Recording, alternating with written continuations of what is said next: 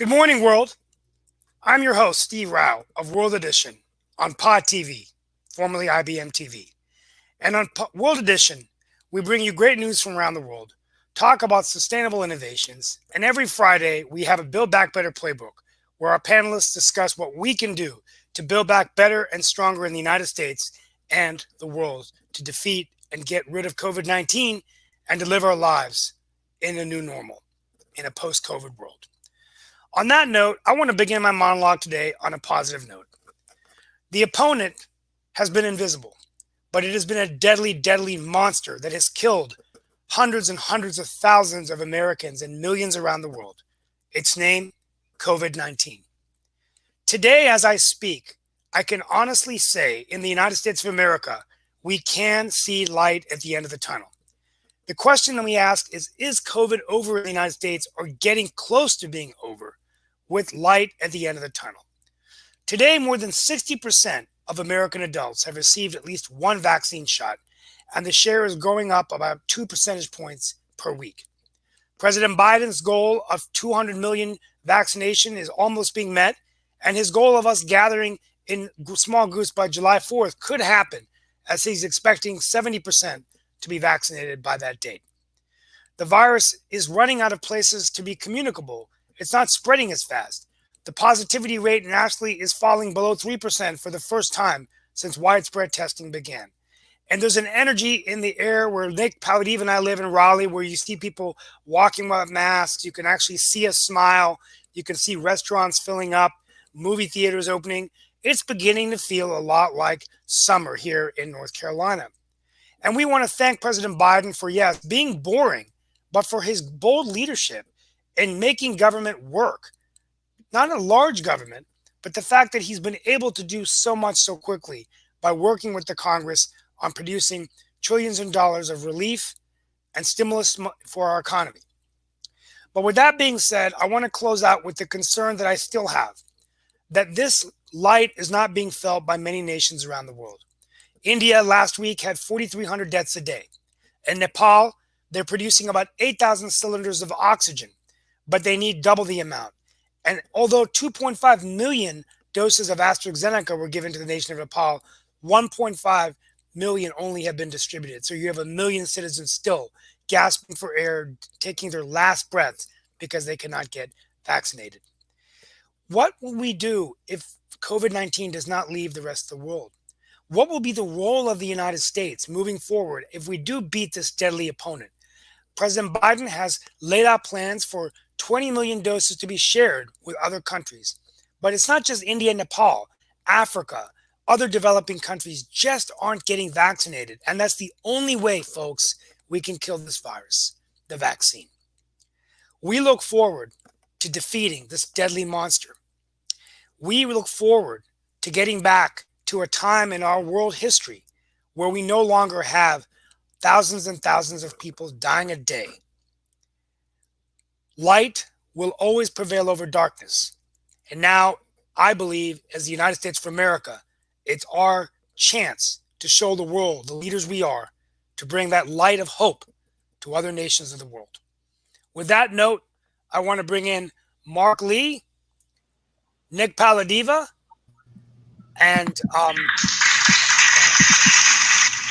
we also, I try to make my monologue around one theme, but we are going to talk about the ceasefire, which in Israel today, in the Gaza, great news. Continued discussion about Chris Cuomo and his future at CNN, which I want to get, we're all in journalism, so I want to get your all's, I think that's a good topic of what we think Chris Cuomo should or should not have done, the brother of Andrew Cuomo. But let's begin. Let me start with Sasha Starr. Sasha, what do you think about what I just said about COVID being over in the United States or getting close to being over? Or do you think I'm being overly optimistic? No, I don't think so. It's just taken its course, and it will one day, as Trump used to say, will miraculously disappear. That day is getting closer and closer. And I mean, I don't think there's anything to discuss. The vaccines are obviously doing its job, so there will be less and less people getting sick of this COVID. And even those who get sick, it's not as severe as it was even a few months ago.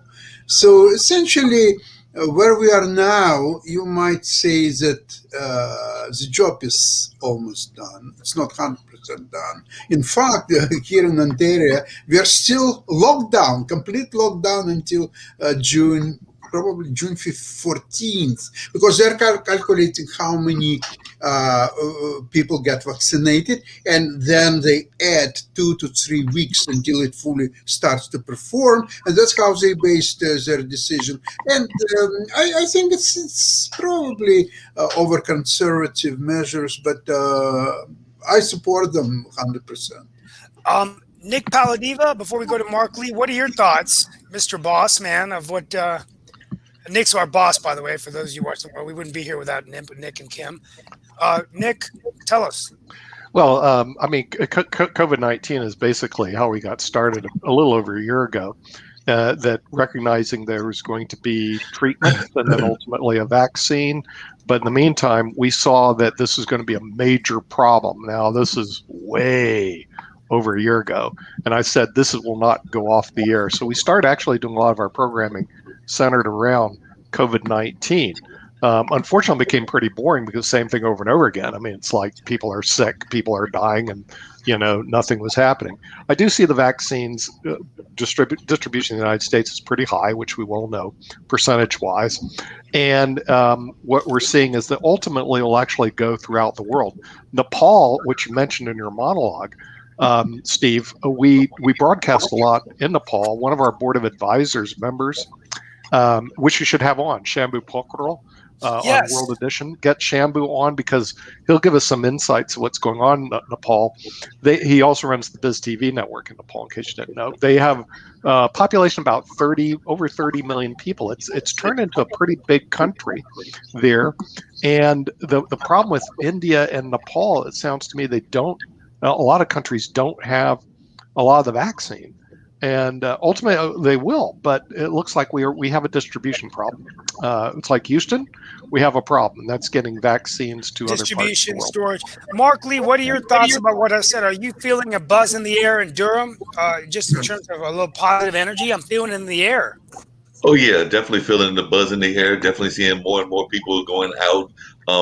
Definitely enjoying community activities like you were talking about, going to the restaurants, going to even there are starting to be some events that are starting to happen. I mean, there's still virtual events in some cases, but there are being live events as well. So definitely seeing a buzz. We were actually, I was on a call yesterday, and we were actually hearing even other people that new apps and new things that were dependent on the people being at home, they were dropping off to some degree, and they were speculating that part of that was because people are actually going out and about around the United States. So like I said, I joined Clubhouse not that long ago, and their membership has dropped, and they're saying that part of that is that folks are getting out and about, whether they're in New York, LA, or wherever. So definitely, it's definitely having an impact and a positive impact in a lot of cases.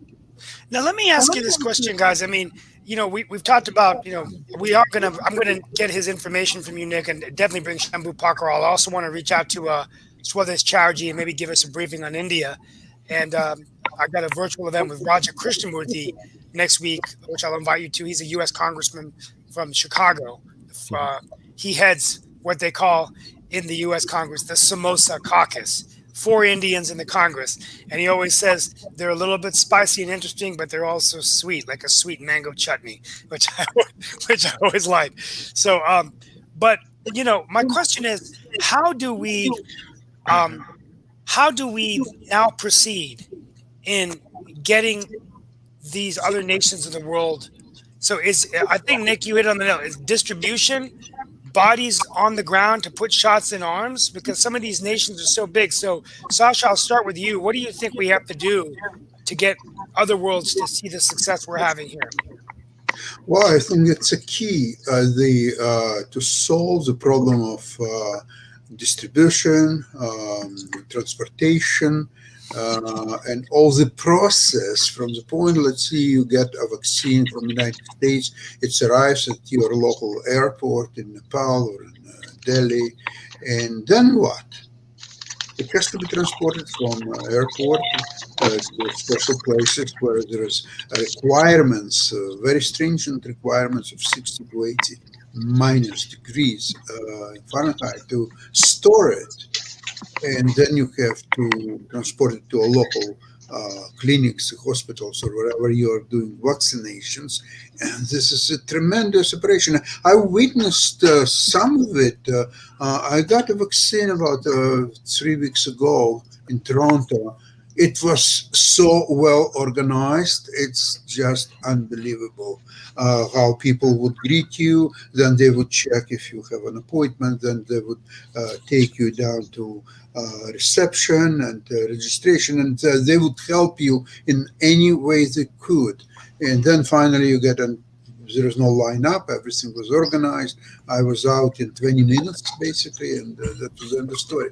So I'm not dreaming that probably even in Toronto there are places that are not that well organized. Yeah, absolutely. I mean, I guess Nick, before we're going to go on to Israel, do you think President Biden has said he in the next 6 months wants to just distribute 20 million? But what else needs to be thought about in terms of doing that? Do we need to set up distribution sites, work with other partners? Yeah. I don't know, how does this work? Well, the biggest problem you hit earlier, Steve, is India. In other words, the real problem with India is you have 1.4 billion people. The United States is not a problem. We've also production's not a problem. We've actually produced enough that we can vaccine people in the United States 3 times over already. In other words, we have excess production. The real problem again is distribution and getting it to the right place. And let's say we ship 600 million vials over to India. Again, there's requirements. In other words, it has to be cold stored, properly dispensed, etc. And that's a distribution problem. And then also 600 million. What are you going to do about the other, 800 million people that still exist in India? So India becomes a real challenge demographically, distribution-wise, organizational-wise. We're not even sure if they're set up. I agree with Sasha that, like in the United States, we were set up, organized to distribute. Canada the same way. But does India have that organization like China? Because China, Xi Jinping's going to say this is what we're going to do, and everybody's going to line up like the Chinese army and distribute. India, which is more of a democracy, is going to go, well, maybe we will, maybe we won't. Well, I think, are we organized to do it? I mean, it's going to be that country's going to be a real challenge for this. Yeah. Before we go to Mark Lee, we're gonna shift topics, but I want to make one. Well, I'm going to ask a question, but one statement I'll make is that, Nick, I think you brought up a good point. I think the one thing this pandemic has taught us is that you have to have a government that knows how to operate and function and work. So the U.S. has been able to, generate more money, stimulate the economy. It's yet to be seen whether it's going to create the jobs we need. It's yet to be seen whether it's going to increase inflation. But in India, the one thing I can tell you as a son of immigrants from India is the corruption in government. Okay. And the government just has never been something that has been looked upon. And in this pandemic, I think might force India to start really looking at reforming its own country, right? The world's largest democracy, because they've got to be more effective. Another pandemic hits, they could deplete, millions of people in their country, through a pandemic. But that leads to my next question. The only good thing about COVID is that it's changed us a little bit, in terms of how we're able to produce, using StreamYard or Zoom, efficiencies in our productivity, efficiencies in work. I'm going to ask each panelist, what's the one change this pandemic has brought to our country and the world that could be viewed as a good thing? I'm going to start with you, Mark Lee. One of the things that I've noticed is something that you referenced earlier, which is more and more people are pivoting into like new careers and new ideas and new thoughts. They might have been holding on to them for a long time, wondering when was the perfect time to do it. But within a year and a half of being quarantined, a lot of folks started actually pursuing their businesses and pursuing their dreams that they might have been sitting on for a number of years and all of that. So I've seen that happen in a number of places where folks are actually pursuing things in that regard. So that's one of the things that I've seen that's been a positive here in this area. And definitely, I think we're starting to pay more attention to things going on even in our climate and Mother Nature because we started coming inside and paying attention even to some other world issues that were out there. So that's one of the positive things. Wish Brandon was here because one of the things that I was wondering about was, we are opening up as a world, and that's a good thing. And more people are traveling. I know Nick is excited about several trips that he's got and everything. But if we're not all coming out of the shadows at the same time, doesn't that run the risk of new cases coming and new outbreaks happening? Matter of fact, I was just hearing about a case in Green Bay from a couple of weeks ago or a few weeks ago where nearly 150 people were infected with the coronavirus, and actually they had quite a few deaths there as well. And it was very much of like some migrant people coming into that area and doing some work in a meatpacking plant and them not doing enough work to protect their workers. So there was, I think they've done the quarantine things to make sure that it's not spread back to their home countries. I think most of them were from Latin America and things along those lines. So those are things that we still have to be cautious about. So even though we are coming out of it, we don't want to have folks, stopping wearing masks and not doing the social distancing and some of the other things that the CDC is still suggesting go on. So that's just one of my concerns, is that we want to make sure that we're coming out in the correct way. That's a great idea. Great points, Nick. What are your thoughts about what has come out of this pandemic?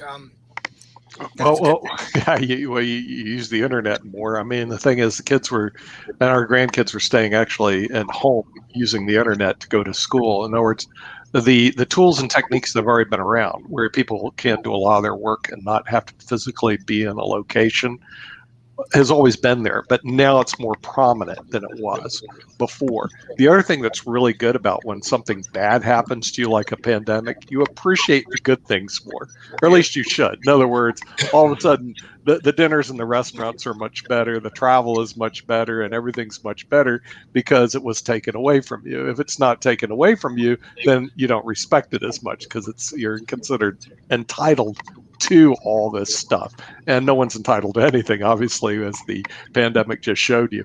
Other good things is that since we've never really faced that we'll do better hopefully next time, and there may be a next time.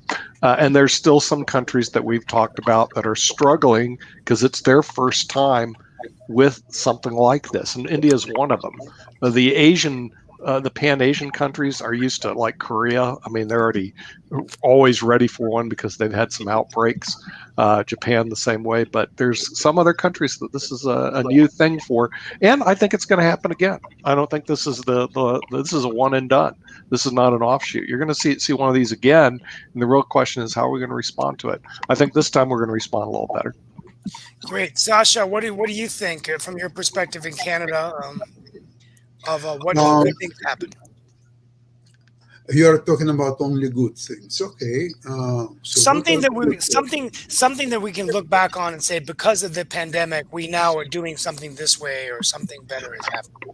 In that respect, I must totally agree with Nick that we are much more appreciative of good things like a good dinner out, or even, what I noticed, there is so much negativity on internet and all this political discussions and others or so on.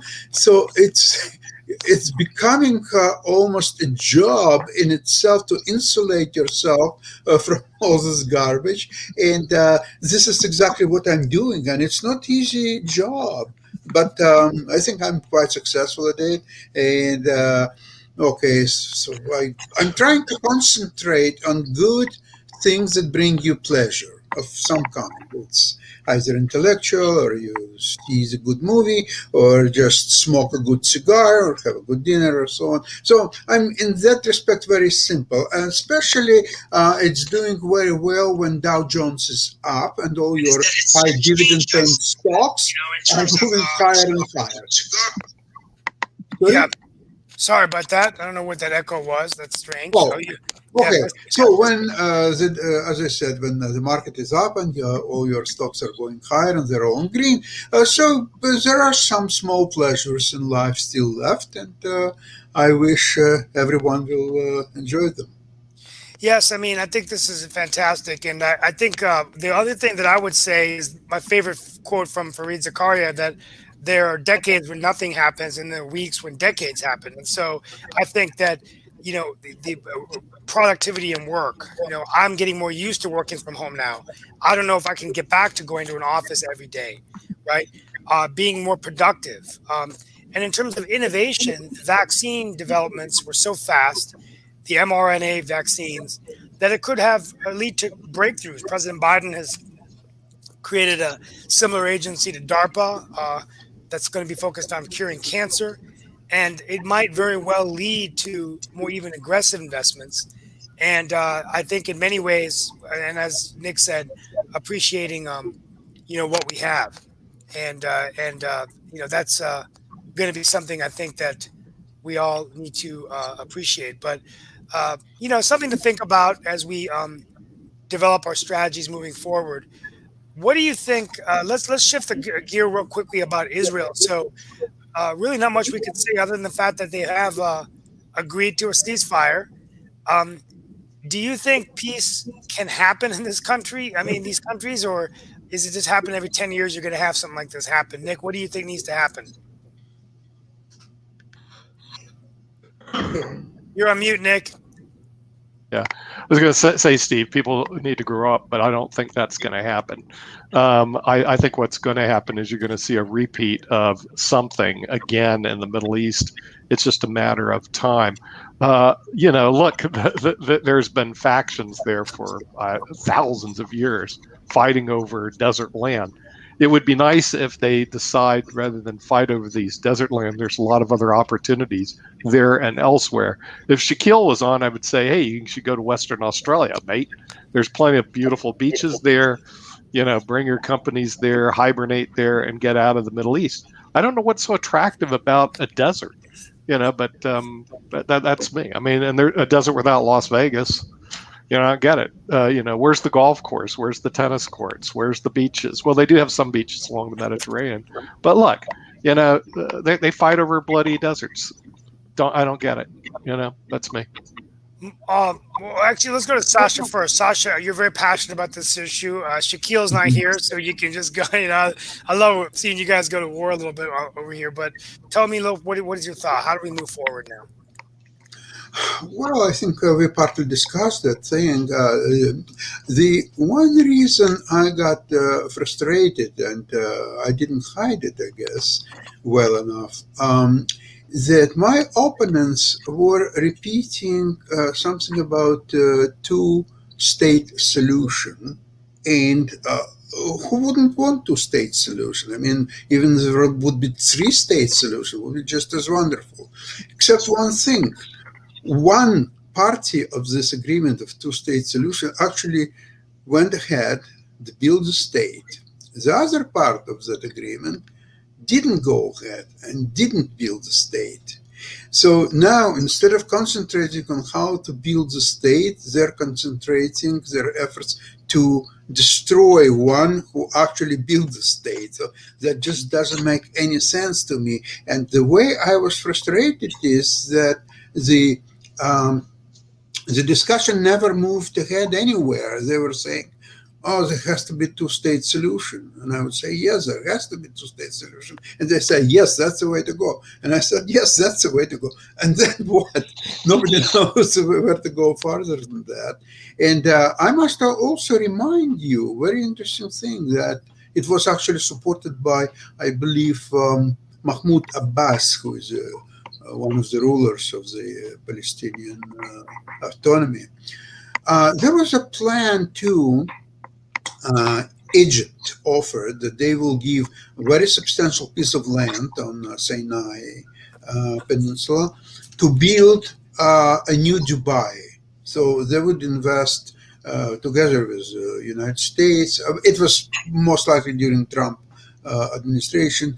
So they would invest trillions and zillions of dollars or so on. They would build something even better than Dubai. And all the Palestinians from Gaza Strip primarily, but also from West Bank or wherever, they could all move there. So then they will have their own land with the built infrastructure, with all amenities and hot water and just anything what you want to see. All will be there. So that would immediately terminate all conflict because they wouldn't have even a border with Israel. Well, the plan was derailed. Apparently Palestinians were not happy about that.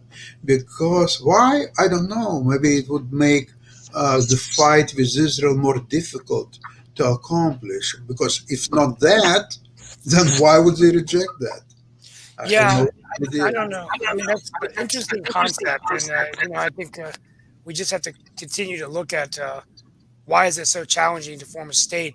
Is there any other observations or comments before we go to other things that we want to talk about today? I want to get back to sort of No, looking I'm just going to make a comment on that as well because, and I've said this before, and Sasha knows I've said this before in the past, but we have to be very clear that yes, Israel did become a state in 1948 when it got its independence after the war and everything, but it had a whole lot of support from other countries around the West and everything else. It's not like they just came down there and did it on their own. For us to say that, that's what the Palestinians should do or the Arabs should do is a little bit disingenuous in my mind, because definitely, we could have done the same thing by creating two states at that time if we were actually going to do the correct way of doing it back in 1948. I wasn't even born then, but, we could have actually done that instead of having a whole state plopped down in the middle of the Middle East, and that created a whole mass exodus of Arabs from Israel, and it also created a mass entry of the Jewish population into Israel. So, I mean, to say that, that's almost like, saying that the creation of reservations in North Carolina and around, well, not so much in North Carolina, but around the country is going to be a good solution for the Native American population. And we know that that's not the case at all. So, like I said, we need to actually find a way to actually get that two-state solution that has been in the works or been talked about for we're in 2021, so we're talking almost just a little under 75 years of this conversation going on. But it needs to be that if we're going to do that, some of those outside forces also need to be involved in that process as well, because it's not like the Jewish population just did it on their own. And I do have friends in both the Jewish and the Arab populations here in North Carolina. As a matter of fact, my dad's girlfriend, significant other, is a Jewish American. So, like I said, and I've got friends that are part of even the past PLO, and I'm actually going to try to get one of them to come on our show if I can track her down, because it's been a minute since before the pandemic that I ran across her. But she's definitely an activist here in this community and all. So I've got a couple of folks that I want to reach out to so we can get some different perspectives and hear their side of the story as well. So, like I said, I think that that's a little bit disingenuous. And the other issue I want to bring up and get your all's observation is, yesterday was a big day. The first, we talk about division and partisanship and how divided we are, but with a huge bipartisan support, President Biden was able to sign the Asian American hate crime bill from the United States Congress. So this is legislation that is going to be tightening up what would happen if you have hate crimes, which have really risen in the United States. And, great news for the president. But as the president signed the bill, he, mentioned that racism in America has been a poison we've never been able to get rid of. So this is a big win for the U.S. But what are your thoughts about this rise towards hate against Asian Americans? Do you believe that the COVID pandemic is part of it? And do you think that as we build back better in America, how do we get beyond the race issues that we're facing? So I'm going to start with Nick, I know you're very passionate about this, and sometimes you blame the media. So please, well, I mean, Passionate you have about your this? opinions. You have your opinions. No, I just don't get it. I mean, the thing is, do these people ever go to Asian restaurants? I mean, Steve, I mean, they have good food. I don't get it. I mean, so what this is all about, I guess Shakespeare says, is much ado about nothing. I mean, I do understand the bill being passed bipartisan because who likes hate? Probably no one. So the thing is, they'll pass a bill like that. What's this beat up Asians in the United States deal going on? I don't get it.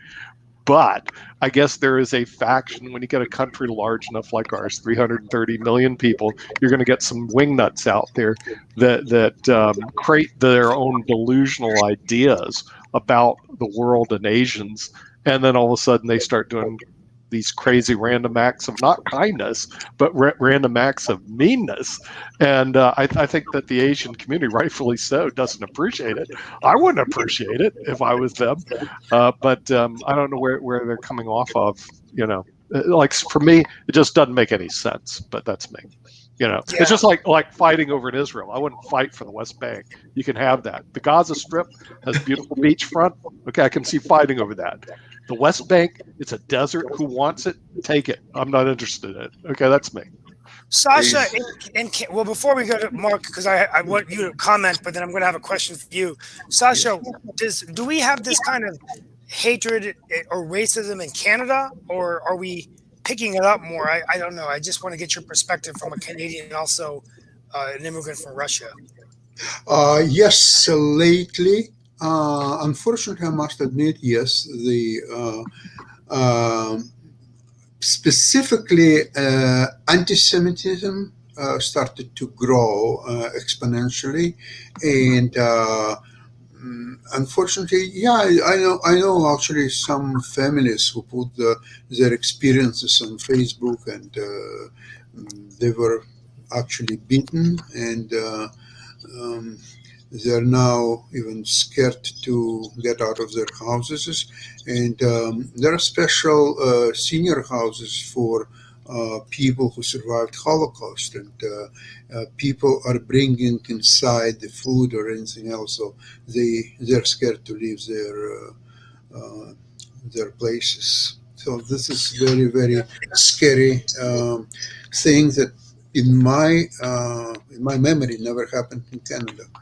Well, Mark, but what is your comment to my question? But I do have a question for you to get your perspective as a panelist. But what is your thought about the Asian American hate crime bill that was passed by the Congress? I mean, I'm glad that hate crime bill was passed. I definitely agree with Nick. Who's going to be going for hate in terms of like legally putting it out there and everything. A lot of people will be going for hate in terms of their attitudes and things along that line. So, but in terms of it being, something that you're going to legalize, I don't think anybody's going to be fighting against hate bills or things along those lines. But one of the things that does happen in society is that sometimes certain people in certain populations then come into other populations, and then they are given a negative attitude. And we've actually seen that with the Asian population in some of the inner cities, where some of the stores were owned by either Asian Americans or even Middle Eastern Americans, and were not always greeted with favorability, because sometimes it was feeling like that was part of the money that was going out of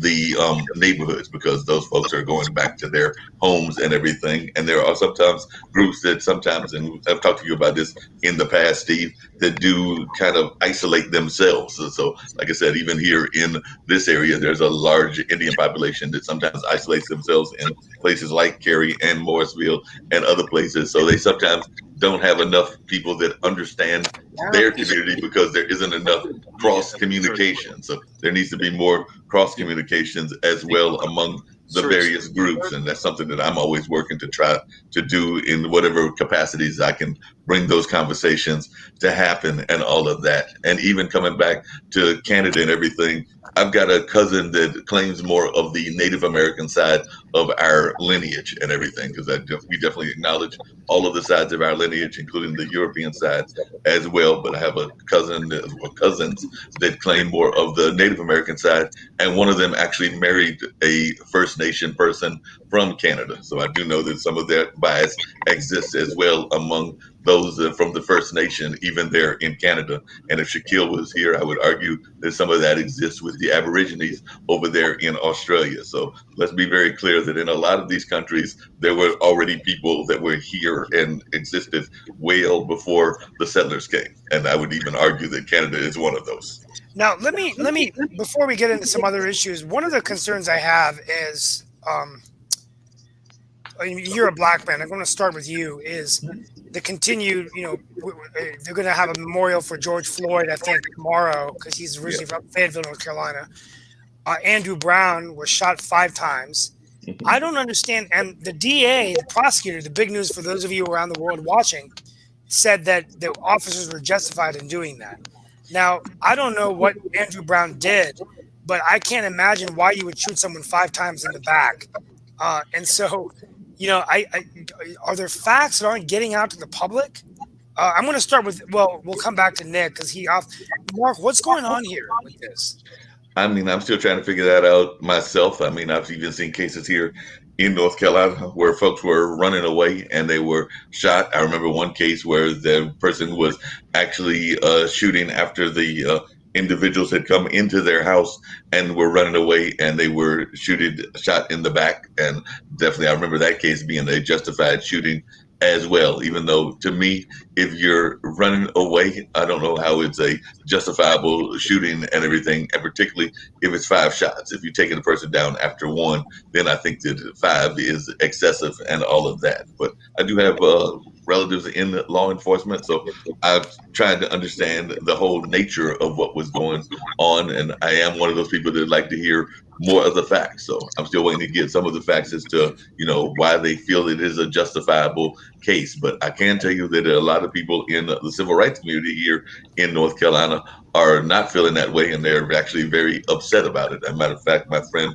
Curtis Gatewood, I think, is organizing a rally around that in the very near future, and I'm pretty sure Reverend Barber will be doing it as well, even though they have some tensions among themselves from their days in the NAACP. It's that this time they're on the same side of the issue. So it'll be interesting to see how this all plays out, because whether it's here in North Carolina or whether it's some of our allies in other states, folks are still trying to figure out how this is justifiable, but what happened to George Floyd was not. So we're still trying to figure this all out. But I'm willing to hear the entire story to see how they can make it justifiable.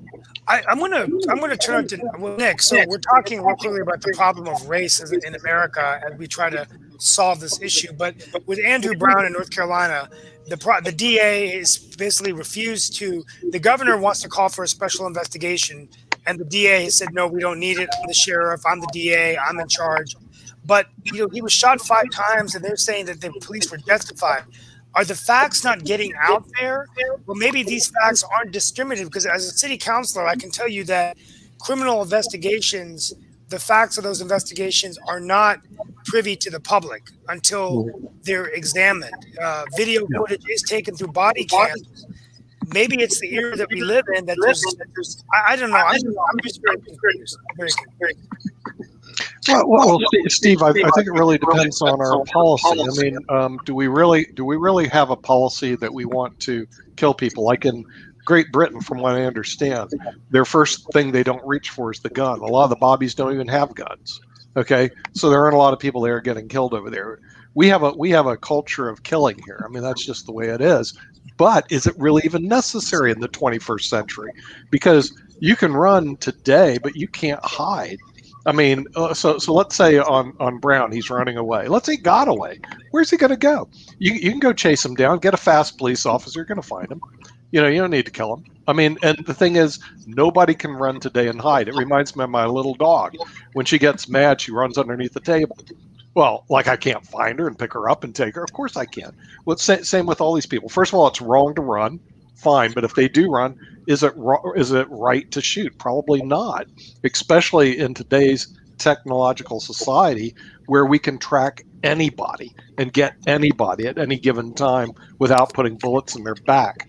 But that's going to take a whole cultural shift by our law enforcement to be more like they do in Great Britain, which is one reason you don't see a lot of people shooting out. Now, if he had pulled a gun and started an old-fashioned shootout, that's a horse of a different color. But the thing is, if somebody's just running away, just catch them later on. They're not going anywhere.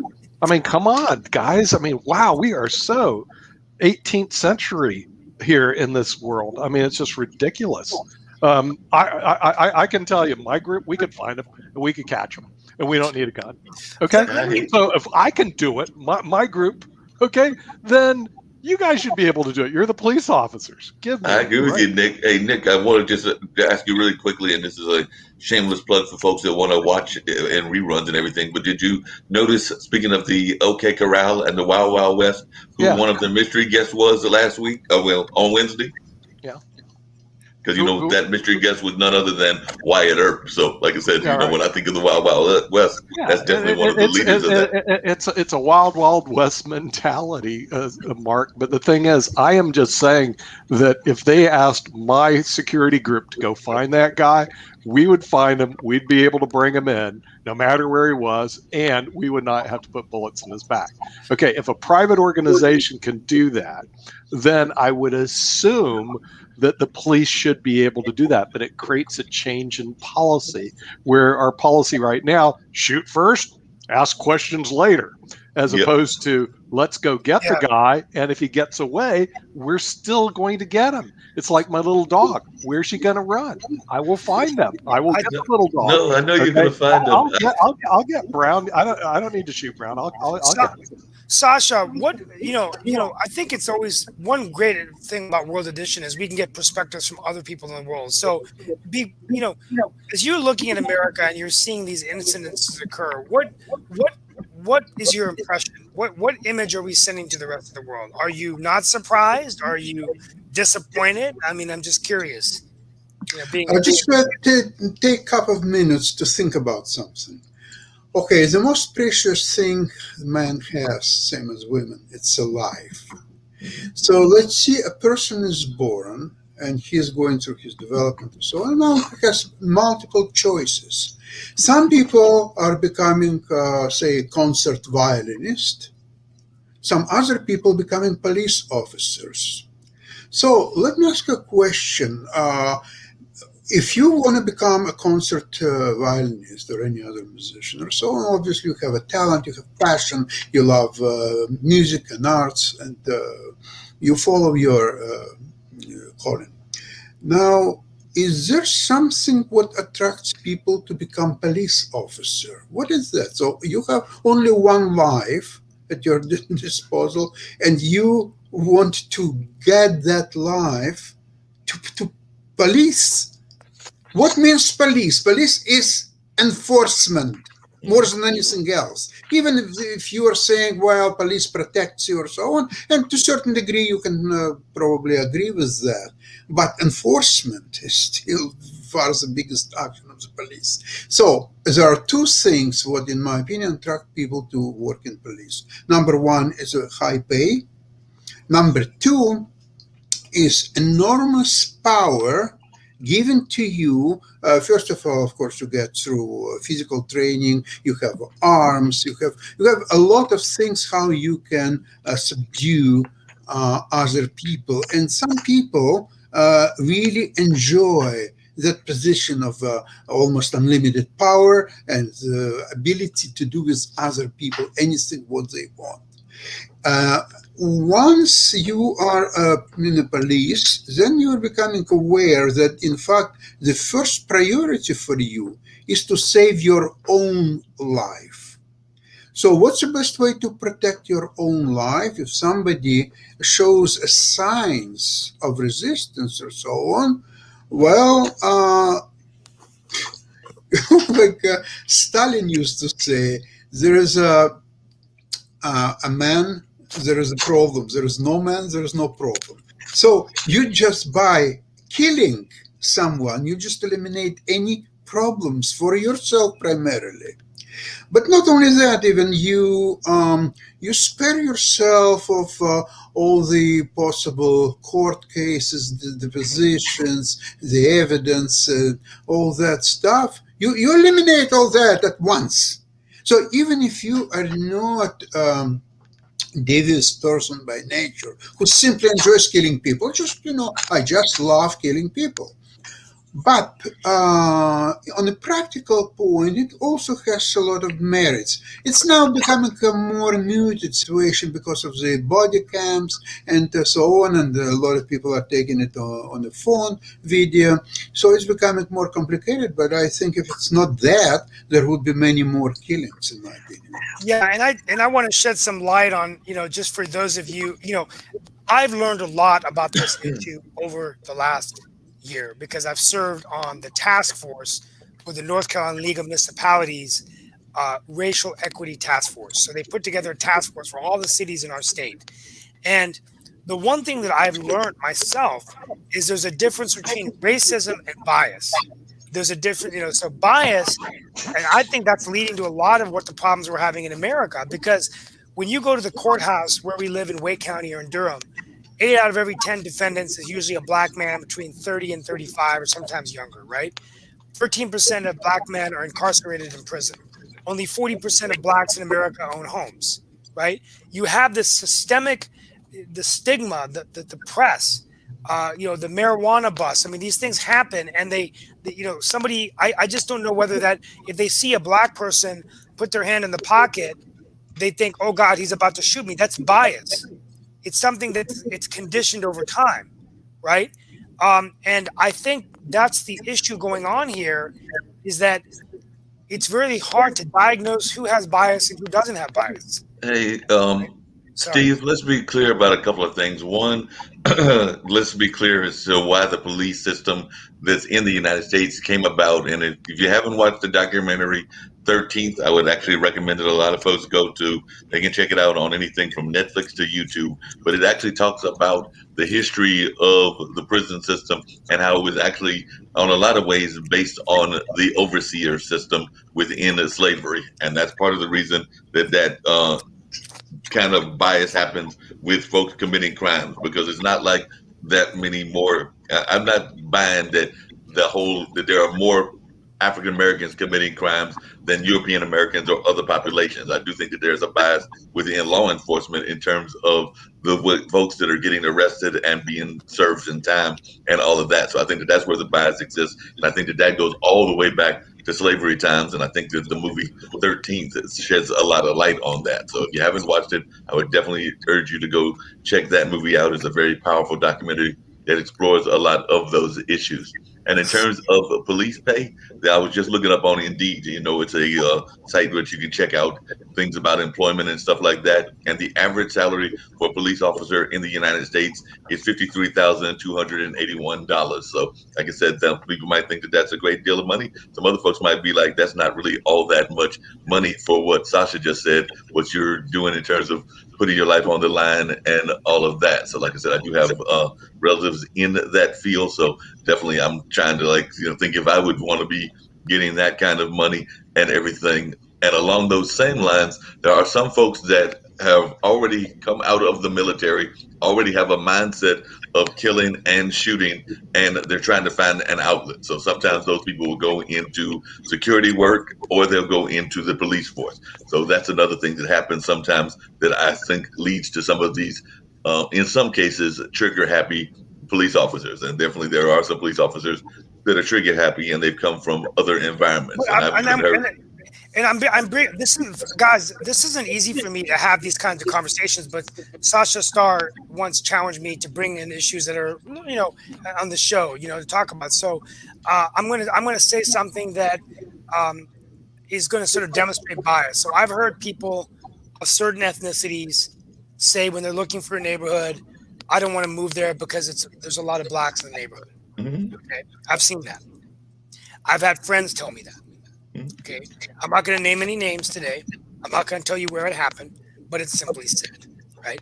Now, I know these people aren't racist, but there's a reason that they say it. It's conditioned in the mind, right? When, we had racism in America, I always ask myself, how would somebody live on a plantation and see a black man or woman beaten like an animal? Mm-hmm. How would you stand there and watch families separated, right? Well, as a child, when you see your parents do something, you think it's okay. And generation to generation, they go, well, that's just the way it is. No questions asked, right? It's conditioned, right? It's the condition of the mind. And I think that's what's going on a lot in America. I think there's people, I think we have to root it out. And I don't know how you do that, but we have bias training in our police departments now in Morrisville and Durham, where there's actual bias training and you have to go through simulations and scenarios. Because I think, but until we make investments in our communities and we allow, this first time in my life that I can honestly say, as a son of immigrants from India, that except for the racism going on now towards Asians, that I believe that you cannot compare the experience of the Black American to the Indian American. Because my mom and dad or my ancestors didn't come to this country on slave ships and chains. Okay? So when they left, they came for a better life, and what they had was better than what they had, right? Now, that's just my opinion. Some people not being, but I'm going to throw that out there today. So I think that's, as we build back better, we've got to build back. I mean, and I just want you guys to react as we close out the show. I'm trying to make this kind of an interactive discussion, right? So now you have Sikhs that were shot, because of that's terrible. And you have the hatred going on towards Asians. I'm not saying Asians don't subject ourselves to racism, but there's a history that's existed for this community. Would you not agree, Mark? No, I would definitely agree. That's part of what I was talking about with the movie 13, and there's some other movies that have brought out some of that history as well, including some of the things that have happened right here in North Carolina, like what happened down in Wilmington, where an entire neighborhood was destroyed because of racism back in history. And that story isn't totally been out there as much as it should be and everything. So definitely I agree with you that it's knowing the history, but if you don't know your history, then you are doomed to repeat it. It's kind of one of the sayings. So definitely, I think that we have to, coming back to Nick's point, actually have education on what has happened so that we don't repeat the errors of the past. Because like I said, a lot of times that's what happens is we just let these things go by and skate by, and we don't think about the consequences of them or know what happened in the past. I mean, there's even people here in Durham, North Carolina, which is a rich community with rich history in terms of Black Wall Street, that have no clue what the heck a Black Wall Street was or its importance in the national legacy. Because it's not just an importance to North Carolina legacy, but it's an importance to the whole nation's legacy. Because, Tulsa, Durham, and there are a few other cities as well were some of the prominent Black Wall Streets of the area, where folks took off and definitely had success as entrepreneurs during a time of serious racism in the country, but they, took it upon themselves to create their own neighborhoods and their own power sources in terms of being economic forces. So definitely there are folks here that are, I get it if you're relatively new and you don't know, but I'm talking about folks that are longtime citizens that have no clue what I'm talking about when I bring that up. Okay, wonderful. We're going to close out with Sasha, and then we're just going to have sort of a free fall of what else we need to talk about today. Any final thoughts on the issue we're facing in America, bias versus racism? How do we root it out for what it is? Okay, I'd like to give you a little bit more of a world perspective. Please. Tell me, please, what's your opinion? Because I have my opinion. Do Germans today have responsibility for the Holocaust, which happened, but most of them were not even born? Absolutely not. You cannot be responsible for whatever did your parents or grandparents or so on, regardless how horrible things they are, but you were not even born then. How can you be responsible? But I must admit, I've been in Germany just 2 years ago. They do cherish the memory of the Jews which were unfortunately exterminated during the Second World War. And many houses have the plaques. There live a certain Jewish name, whatever. He used to live in that house for generations or so on. And so they're trying to do their best, besides paying trillions of dollars in reparations and compensations and all that stuff. Number two, you cannot be responsible for whatever race you've been born, because you cannot choose your race. Some people were born black, some people were born white, some people were born Asians and Chinese, and so on and on. So people who were born with a certain racial identity are not responsible for anything what happened in the past. 10 years ago, well, 10 years, if they were born, maybe they are responsible. But let's say something happened 100 years ago and they were not even born yet. They cannot be responsible, or 200 or more and more. And all this type of new ideas like Project 1619, whatever it might be, all the identity politics and all this.